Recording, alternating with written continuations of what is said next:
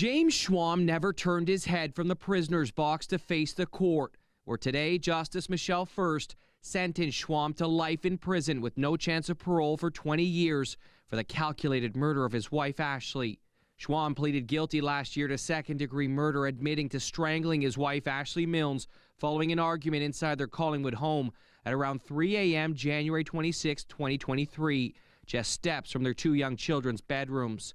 Schwalm later telling them their mother had gone for a hike and never returned. The reality? Schwalm had dressed his wife's lifeless body in hiking clothes, loaded her into her car, and doused it with gasoline.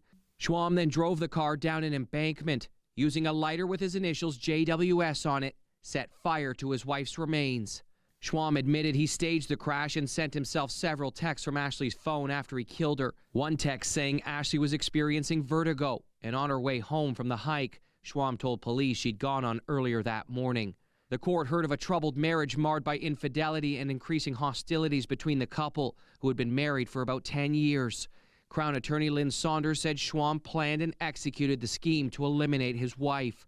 Justice Michelle First, while sentencing Schwalm, said he had spun a web of lies to divert attention away from himself for his wife's murder, and he was not the grieving spouse he painted himself to be, saying he traumatized his children and shattered their confidence, causing them extreme harm. The defense previously told the court Schwalm attempted suicide 3 times while in jail. Schwalm told the court during his sentencing hearing he was ashamed of his actions and he is where he deserves to be.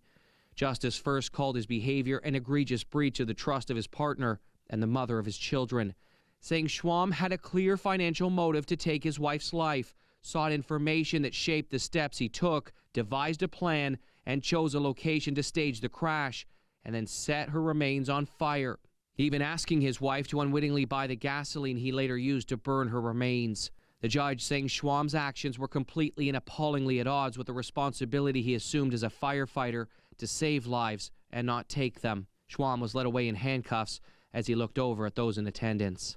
As part of his sentencing conditions, Schwalm is not to communicate with his children until they turn 18. Mike Arsledy, CTV News, Barrie.